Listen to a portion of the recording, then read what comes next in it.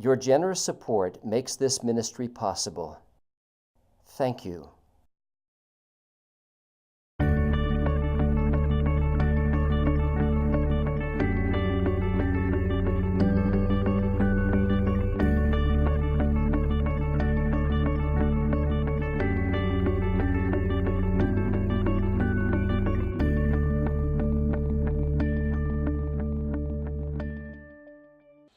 They began to acquire newspapers, and the party spread, and more groups began to follow him. Let me give you the philosophy to tell you why that's the case. Why did people, what attracted them to the Nazi Party? Well, first of all, one of the things was community. Community. People want to feel part of a community. Churches. I don't know what churches you go to, the style of worship that you have, or even the size of the church that you attend. But usually in church meetings, when people are discussing their personal church and whether they like it or not, usually when there is a church, well, you tell me, what's attractive about going to church? What is it about it that you like? Or maybe you don't, I don't know. But what do you look for in a church? I would say what you just said, which is, for the benefit of people watching, that if you go to church a couple times and no one shakes your hand, no one talks to you, no one invites you for lunch, no one says anything, you say to yourself, why am I here? And you go somewhere else. That's pretty much true. Now, the theology of something like that is a different story, and why we go to church could certainly be something we could discuss. But from a human point of view, if you go to a place and no one cares that you're there, I would imagine when you started Emmaus, or if you came here for one of their student things from high school, if you came for one of those things and no one greeted you, no one said anything, you'd go back, your parents said, oh, how did you like your little weekend? I couldn't stand it. No, those people are all snobby. So you want a sense of community. You want people to be friendly, to be caring. And so the way that they made people feel that way was to promote the state, the country, Germany.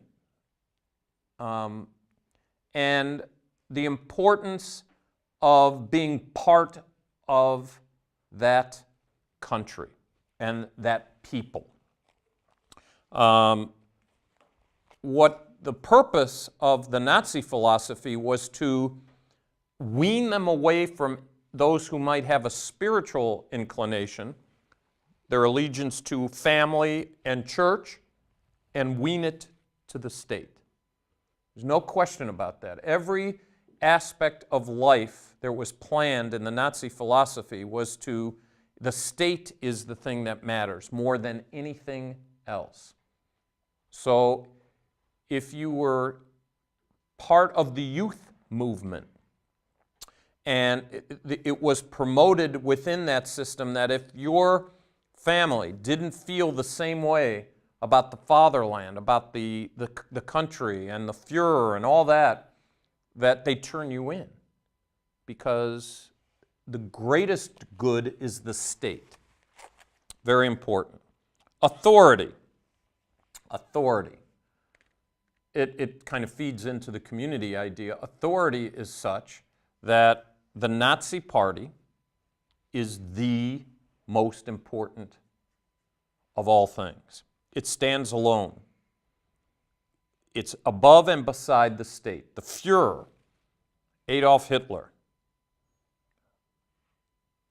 The Nazi oath actually read, I promise at all times to respect and obey the Führers and leaders whom he appoints, to follow him and him alone.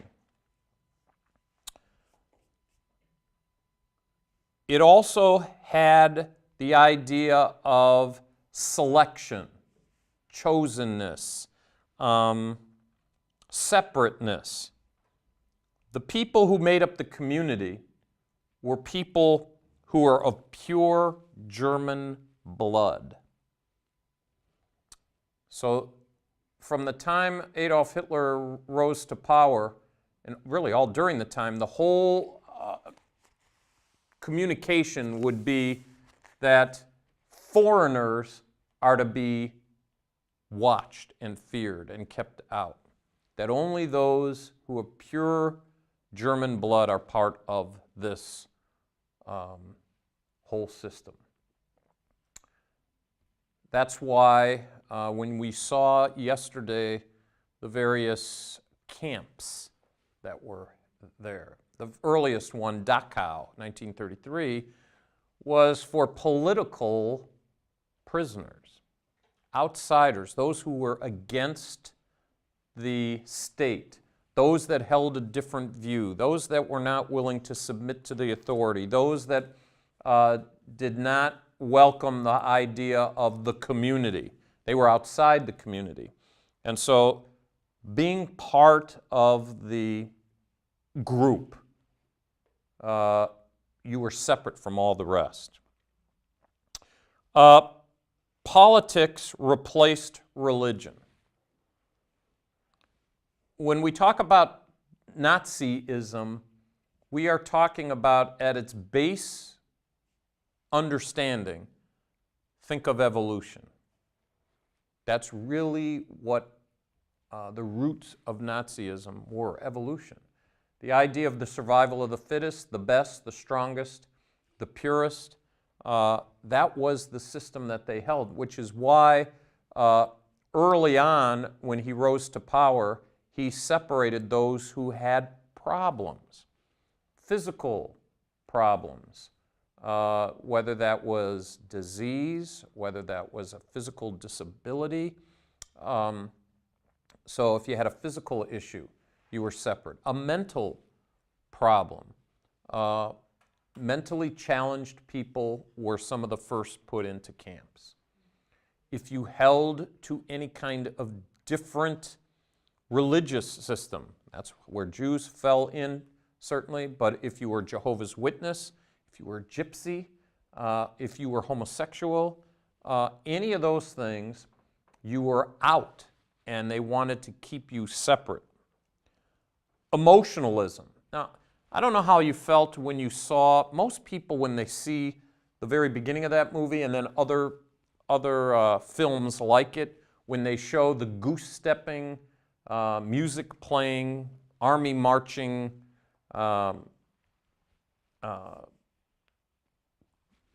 army that we saw at the beginning in the Reichstag, there is something almost hypnotizing about it. Did that capture any of you? Were you kind of, I mean, there is something almost hypnotizing about it. The goose stepping, the drum beating, everything. Their uniforms were crisp. Their marching was in sync. That is that emotional pomp. Very, very integral part of the whole thing, of the Nazi formula, if you will. We talked a little bit about propaganda yesterday. Very much a part of the Nazi philosophy. Making things as simple as possible and keep repeating them over and over again. Rudolf Hess, who was very much a part of the administration of Nazi Germany, said this when he was describing the ideal leader for Germany. He said, "He must be a man of the people with roots embedded in the masses." That is, he must be kind of one of us. That's number one. But at the same time, as he is one of us, he somehow has to be able to distance himself to the point that he'd be willing to kill in order for the betterment of the fatherland, Germany. So he's got to be of the people, but he's got to be able to distance himself as well. and somebody who was willing to turn on his own friends in order to achieve his goal. So it's an interesting view of kind of this, well, conniving, maniacal kind of personality. There was a picture in the Munich headquarters of the Nazis, and there was a caption below that read this: "Nothing happens in this movement except what I wish." That caption sat under the picture of Adolf Hitler. So nothing happens in this movement except that I wish.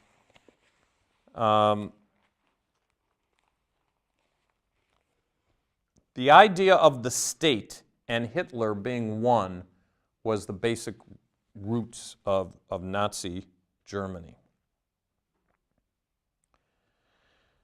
The swastika was the, you know what I'm talking about when I say the swastika? You saw it in the film. Most people know what the swastika, it's a hooked cross, kind of backwards. I can't draw it real well. Anybody here can draw it? I'm not real good at it. If you want to take a stab at it, that's fine. But he talked about the swastika in Mein Kampf, where he said the red, he had red, and he said, with the red I see the social idea of the movement. In white is the nationalistic idea. In the swastika, the mission of the struggle for the victory of the Aryan. So red is the social, white is the nationalistic. The hook cross was used in a number of different groups throughout the years for good luck sign, kind of a good luck symbol. Adolf Hitler saw that hooked cross, and he said there was some voice inside that said this is the right sign because it denotes anti-Semitism. In 1932, and again, this is where the movie began yesterday, the majority of people did not vote for the Nazi Party.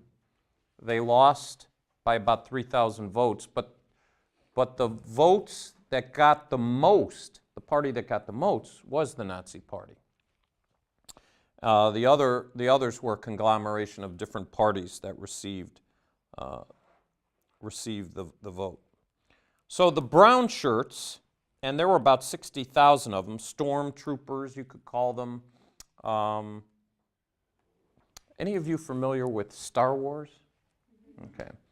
A lot of the things that happened in Star Wars were not exactly, but certainly used as, you could make the argument that a lot of the things were Nazi-like when we think of the evil empire.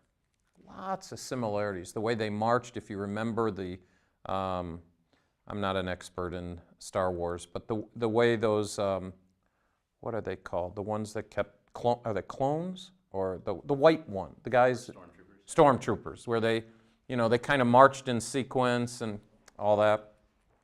Very much the same. And here you had the SA, who really used terror as a means to collect votes. The SA were used only up until the point where Hitler not only was chancellor, but was the Fuhrer himself. Then he did away with them and had the SS, and we'll talk about that shortly. But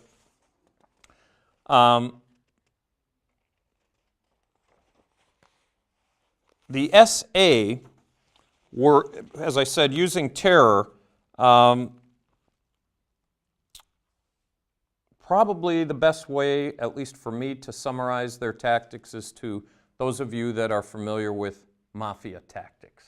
Things that happen there's degrees of people who are distanced from whoever the godfather is, and so he doesn't get the blame, but lots of things go on below and structured in such a way that they accomplish what needs to be accomplished, but it's done in a shady way.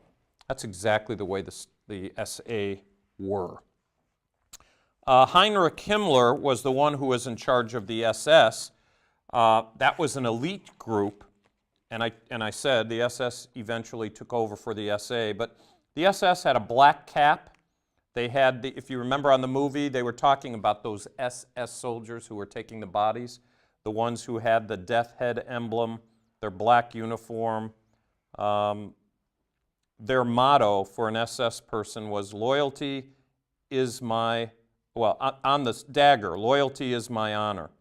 And the oath that an SS person took was, I swear to you, Adolf Hitler, as Führer and Chancellor of the German Reich, loyalty and valor. I pledge to you obedience to death, so help me God.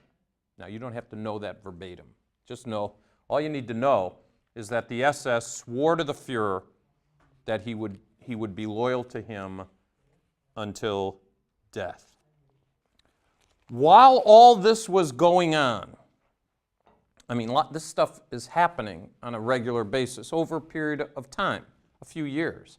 Keep in mind the economy has tanked by now in the late 20s, so you have the economy tanking.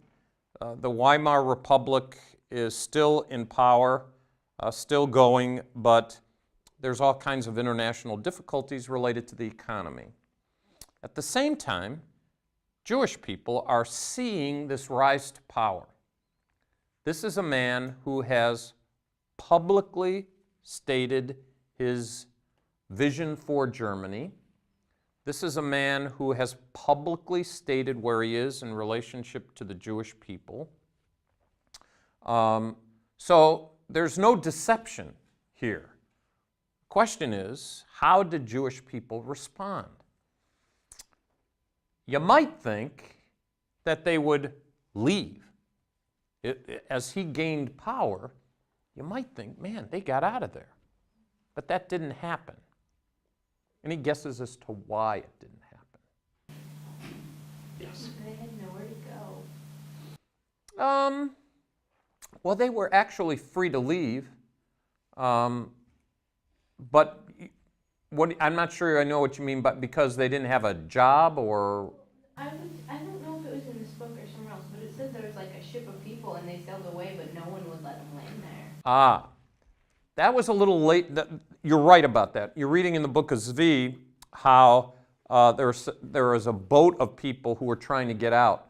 That would have been later in the 30s, much later. And that's true. The St. Louis was the one that was known for going all the way to Cuba. They had already paid to get out of Europe. By that time, you see, Zvi was in Poland, so that would have been 1939. We're still in the early 30s in Germany. So Poland, Romania, Austria, none of those countries have the Nazis at all. In fact, Adolf Hitler isn't even in power as the ruler yet. These are just things that are going on within his party as he's advancing. Jewish people see this. It's kind of like, how many of you are familiar with the name Ahmadinejad? Any of you familiar? What do you know about him? President of Iran. Okay, that's correct. He is the president of Iran. Do you know anything else about him? I know that he doesn't believe that the Holocaust ever happened. Okay, that's true. He does not believe that the Holocaust has ever happened. That's correct. Anything else that you know about him?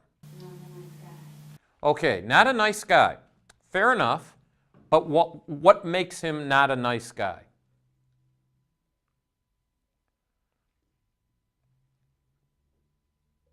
He's been in the news probably for the last, I'd say at least 3 or 4 years, maybe more, because they've been monitoring him, and most of Western civilization is concerned because he has said what he wants to do.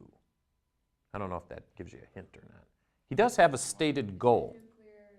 He wants to bomb the U.S. and Israel, basically. Okay.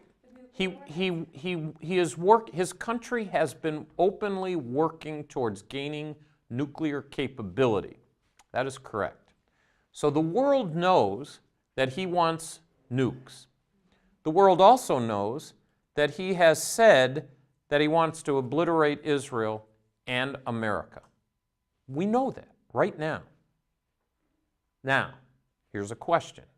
if the world knows that somebody is working towards destroying part of the world, what do you think they'd be doing? Trying to stop him. Okay? This is not a loaded question in any way. I'm simply asking. Have you read anywhere of any country who is trying to stop him now? They've tried to do a few things in the United Nations. I can tell you that. They have put some legislation within the United Nations and votes. Well, if he gets a nuclear bomb, there's a question. And by the way, your answer, whatever your answer is, it's already been answered by the world, at least some of it. So, question is, if he gets it, will he use it? Well, if you're a country, yes, probably has been used as an answer by some countries. But if you're the leader of a country and your basic responsibility is to secure the safety of your country, probably isn't a good answer. I mean, I'm not criticizing. Then you would say yes. There are some countries, Israel for one, has said yes. He will use it. Anybody say no? He won't use it. Well, I'm not saying he won't because he could be like crazy, but for the safety of his country, he would have to know that if he did ever try to attack America or Israel, because I think we're still kind of allied with them right now, like America would get really mad and attack their entire country. That's an excellent point. The point is that, wait a minute, if he would use it, and you were saying, I'm not saying he wouldn't, but if he would, he'd have to know that America would come and blow them up. That's exactly right. Which is interesting because, I don't know if you were there Wednesday when which was yesterday, when I had chapel, I talked about theology and why theology is pretty important. Because the theology of radical Islam is to make it happen. He wants it to happen. Because according to their theology, if there is a world war, the Mahdi, or the 12th Imam, he's called, will come and defeat the infidels, and the whole earth will be devoted to Allah. So, if you believe him, important, some do, some don't, that will determine what you're going to do.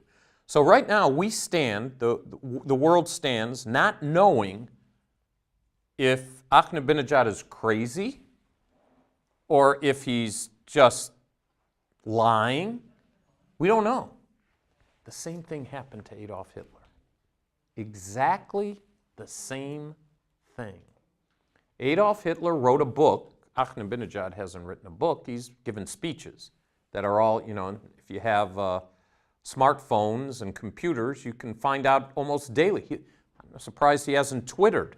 Everybody seems to Twitter, but you get news feeds all the time of his speeches. He's come to the United Nations. He even came to Columbia University in 2007 and talked about it at a university in New York. Did people believe Adolf Hitler? The Jewish people. The Jewish reaction when Adolf Hitler was rising to power was that it won't really happen. He's crazy. Okay, he's not good. He's a hateful person. But our government, our people will surely keep him away. That nobody would buy into something like this. And so you had people who were just like you and me, born and raised in the country. They have family. You went to school. You have jobs. Your country is a reasonable representative kind of government. And so you say, okay, I'm concerned, but I just don't believe it's going to happen. And by the way, that's exactly what happened when it came to other countries' view of him as well. Any of you familiar with the name Winston Churchill? Prime Minister of England, that's correct. At the time that Adolf Hitler was rising to power and initially in power, it wasn't Winston Churchill who was the prime minister. He was in the government. There was a person by the name of Neville Chamberlain. Don't know if you've heard of him before. And in England, there's just like today, there are liberals and conservatives and different worldviews. Pretty much the European view of Adolf Hitler was that we'll just monitor him, things that we'll just keep our eye on him. He's got to hold to the Treaty of Versailles. Remember, the treaty was still in vogue, and so they're limited in what they can do, and so we'll just keep our eye on him. That's kind of the way it was. Well, Winston Churchill read the book, Mein Kampf, and he believed it. He believed it. And really it boils down to, do you believe what people say? That's an important thing to consider. When President Obama ran for change, he told Americans what he was going to do. So, no surprise when he was elected. When the election took place in 2010, many of the districts that became Republican did so when the candidates said they ran on a specific platform, and now we're watching those that won are trying to implement what they say. The question is, so it doesn't matter if you're Republican or Democrat or whether you're conservative or liberal. The way those kinds of governments work is people say things that you either believe or you don't believe. And then hopefully you'll base your vote on that. All I'm saying is that the Jewish people, in monitoring what Adolf Hitler was saying, they probably believed that he wanted to do what he said, but they weren't believing that he could actually do it. And that becomes significant as we watch events take place all around us. That's why I would advocate, and I realize it's a generational thing. Usually, when I was your age, I used to watch people my age reading the newspaper all the time. And I didn't acquire that habit. I probably got that habit from the time I was in my early 20s. But before then, I really didn't pay a whole lot of attention. Question? Do you feel that like maybe countries that thought that maybe Hitler could do it, but that he wouldn't do what he did because they weren't in danger? Like it wasn't them personally that was in danger? I think the question is did the countries actually feel threatened, and maybe that's why they didn't really react, and they felt they were pretty safe. I think the Versailles Treaty gave them that sense. Since they were limited in the army that they could have, most countries felt pretty secure that even if he did, he was limited. But that required force if he didn't. Do you see what I'm saying? So it would be like, if you remember, and I try to draw things so you can identify, hopefully you do.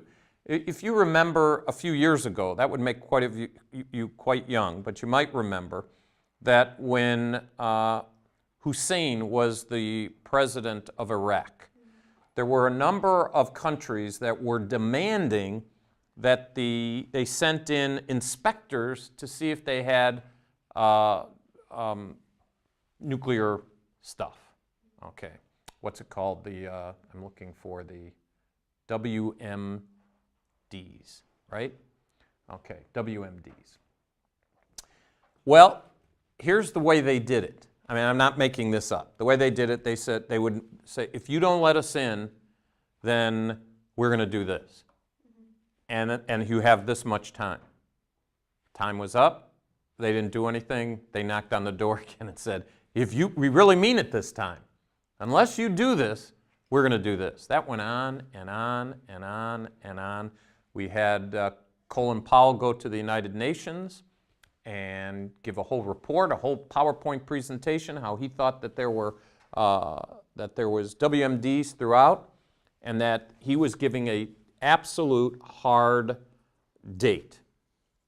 Well, pretty much the only country that was willing to apply the threat was the United States. Almost all the other countries said no. Now, in retrospect, using that as an example, did he have WMDs? Anybody know? When George Bush led into Iraq, overthrew Hussein, did we find any WMDs? No, we didn't. The intelligence was, either you argue the intelligence was bad and they never had them, or you can say, well, it took so long, we given him so many months to do it that he probably hid it somewhere. And there's some people who believe that. I don't know the answer to that, whether we did or not. But the point is that they believed it and they acted on it. He did not respond the way they wanted. He wanted them to open the doors to inspect it. They didn't. They attacked. Now, there's some people who are for the war in Iraq, and there's some people against the war in Iraq. But the bottom line was George Bush believed it and acted upon it. And in that case, it seems that he was wrong. In the case of Ahmadinejad, right now, it's the same thing.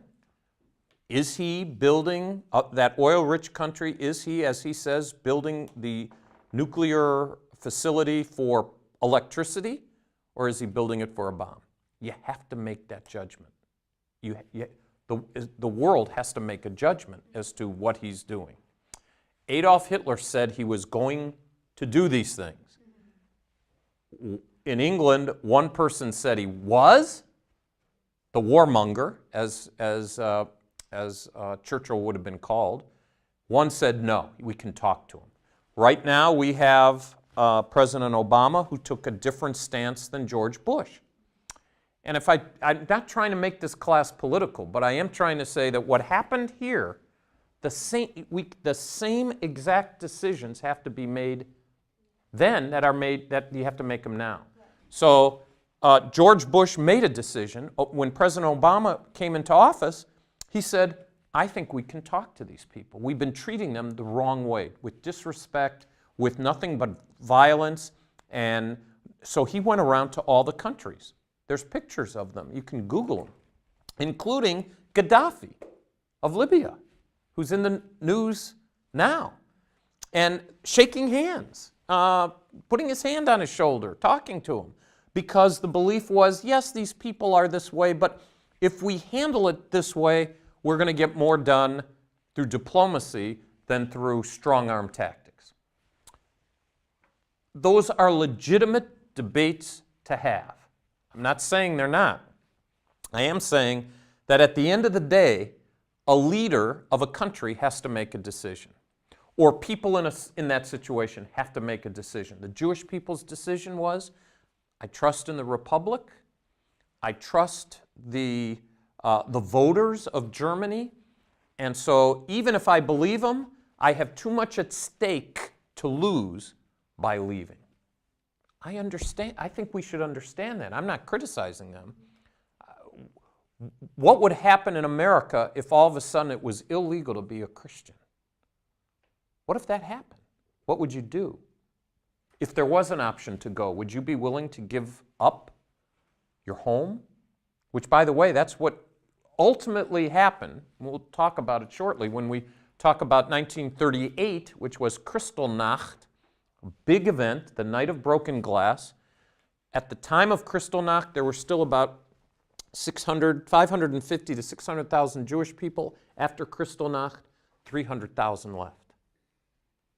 And they didn't leave by selling property and, waiting for the real estate agent to, give them their money. They left. They had to leave their business, if they had one. They had to leave.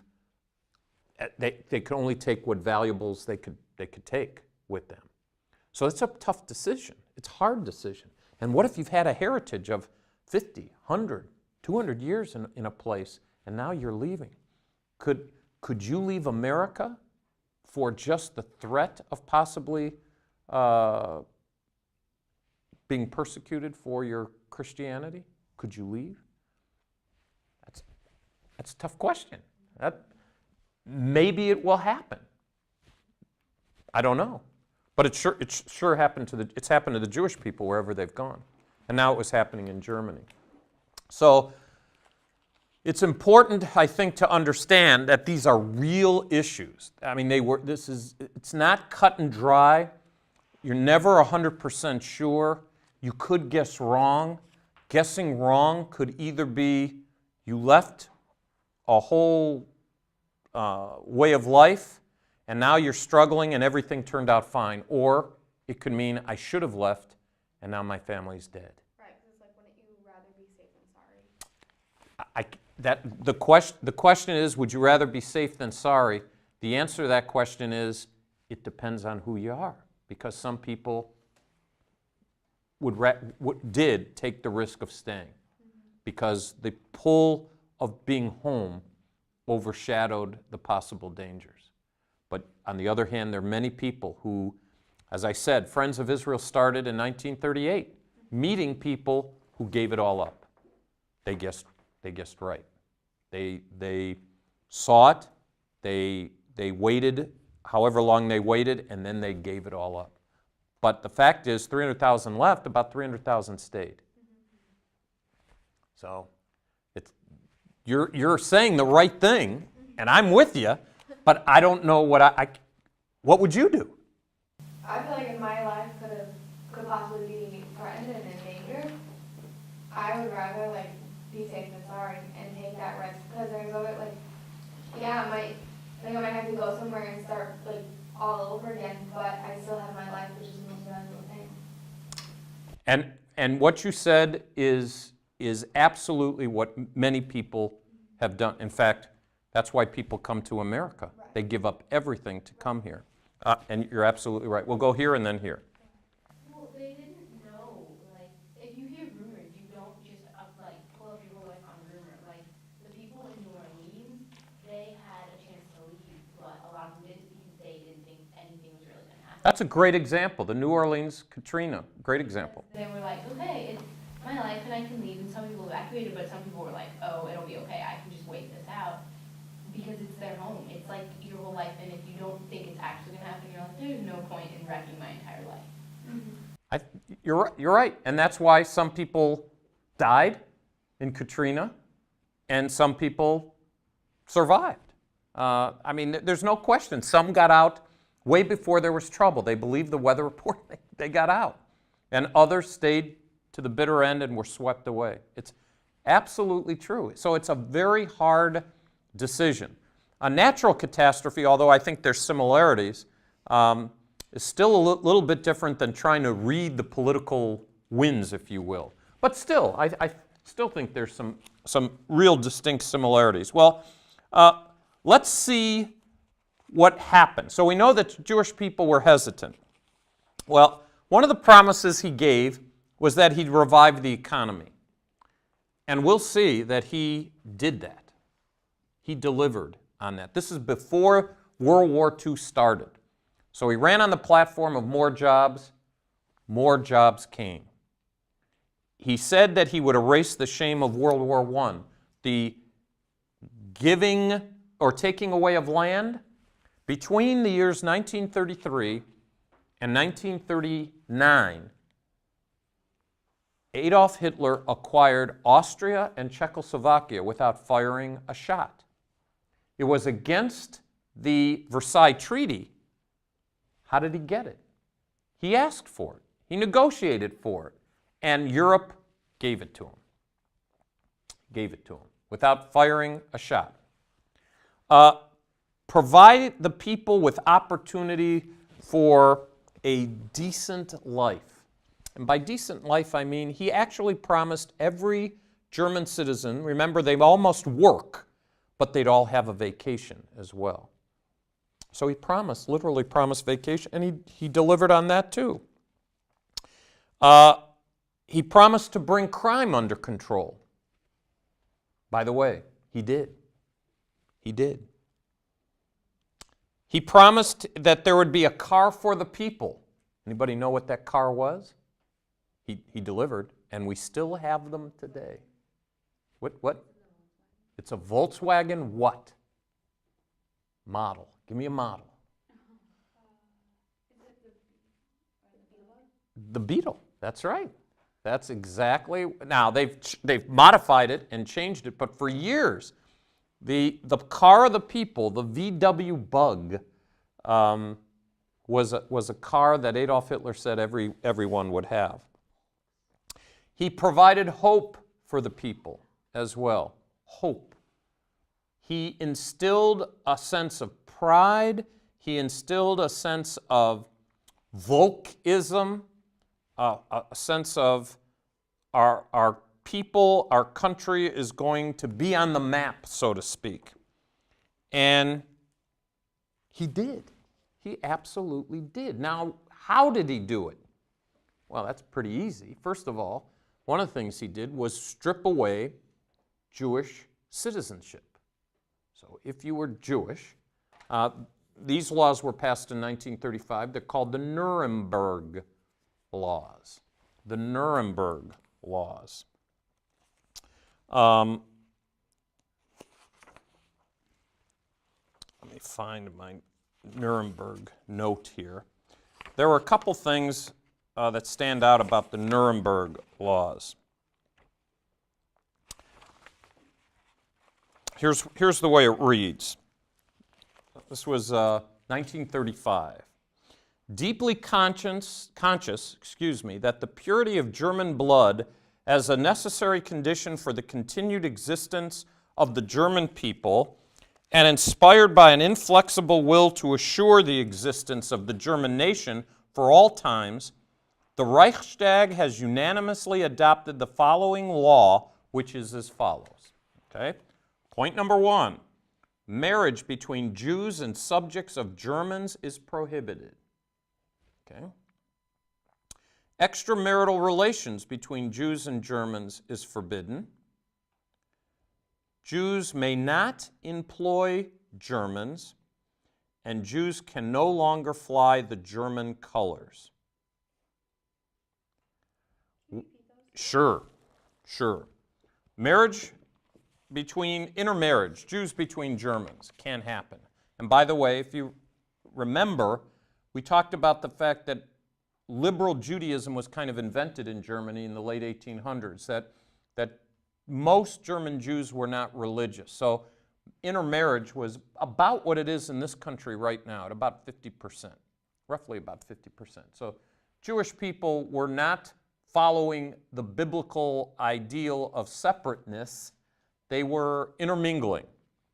And if you're familiar with Ezra, Nehemiah, they got pretty upset about that. God got pretty upset about that.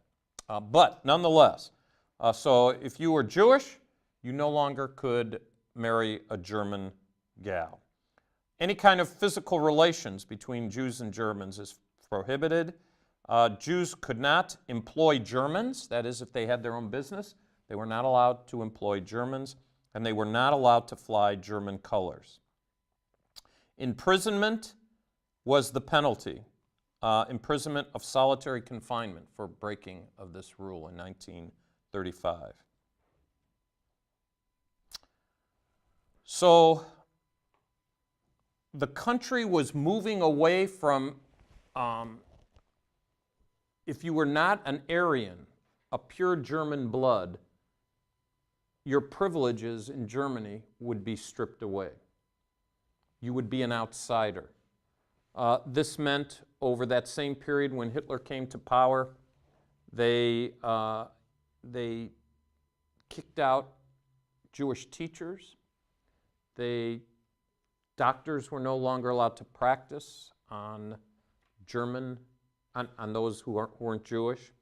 Lawyers were no longer allowed to practice. The testimony of a Jewish person wasn't the same as a German. As they move away from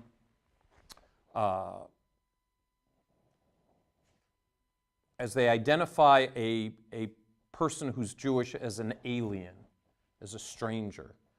They are other. They become other. That's probably the best way to word it. So it became more and more difficult to function as a non-Aryan in Germany. Very difficult. People were losing their jobs because they were Jewish. They were boycotting Jewish businesses. You might remember when you went through the Holocaust Museum that there were pictures of where they put Juden in German on Jewish businesses. That's early in the chronology. So if you were a Jewish business, you had this marked, and people stayed away from your business. They were pressuring you economically, physically, emotionally. Kids were then not able to go to school after a while, strictly because they were Jewish. Now, it didn't start off that way. It used to just start off the Jewish kids. When you read, I don't know if you've gotten to The Storm, when you read that, she talks about that. She was a high-class, upper echelon family. Her parents had money, and over a period, and she was from Hungary, but in that period, people would ostracize her because she was Jewish. And slowly but surely, they separate them. They feel like they're an alien. They are aliens, and it becomes dangerous. And that's what they did.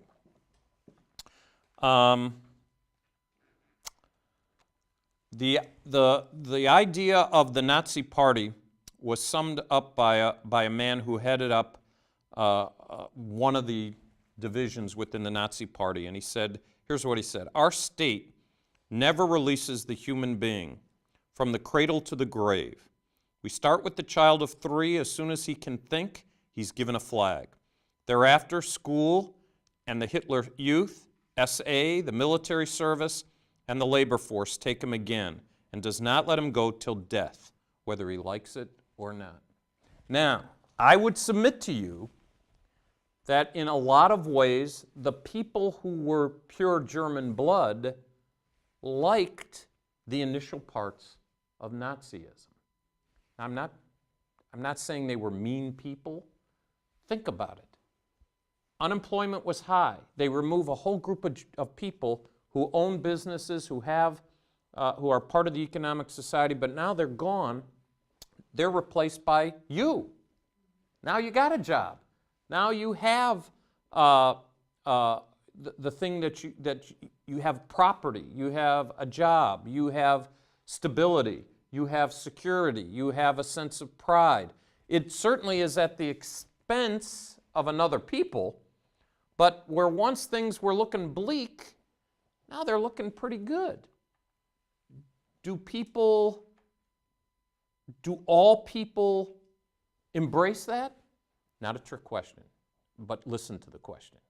Do all people embrace that? Not a trick question, but think.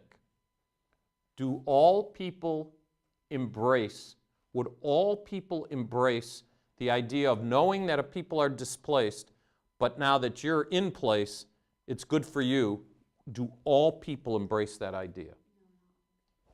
The answer is no, all people do not embrace it. Does anybody disagree with that?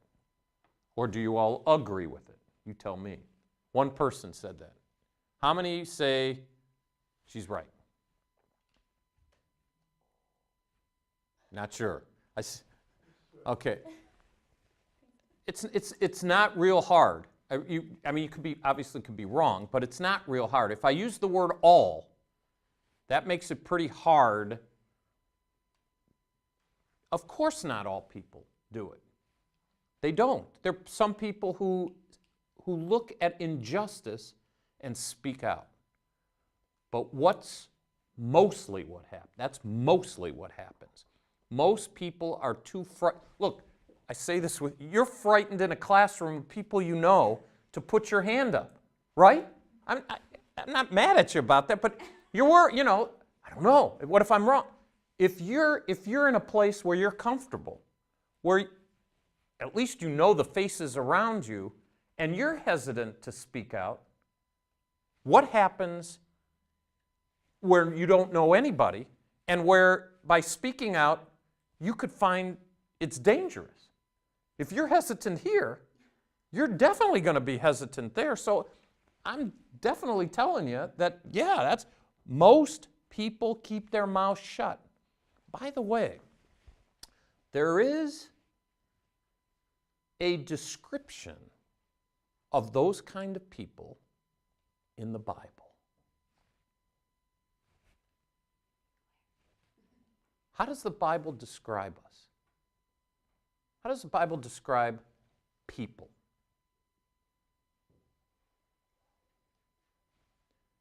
An example.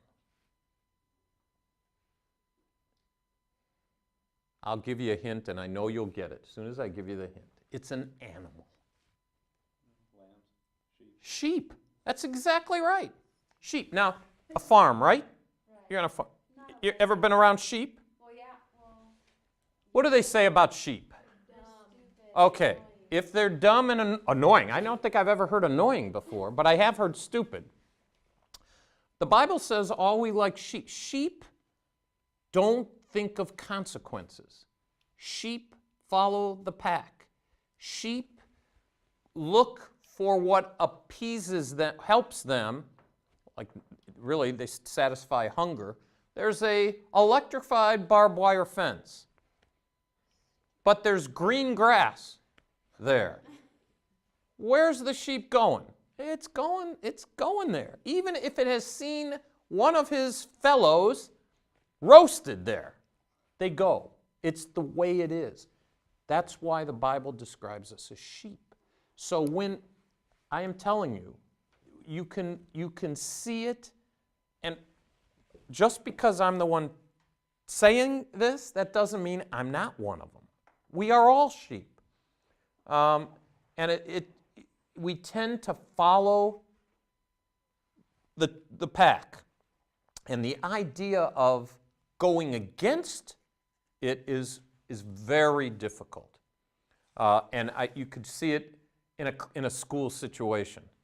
If everybody's going this way, one way, you very seldom find, it's not impossible, you very seldom find a person who's going to go the other way without even knowing the situation. If everybody's going this way, they're going the same. They're not checking out what it is.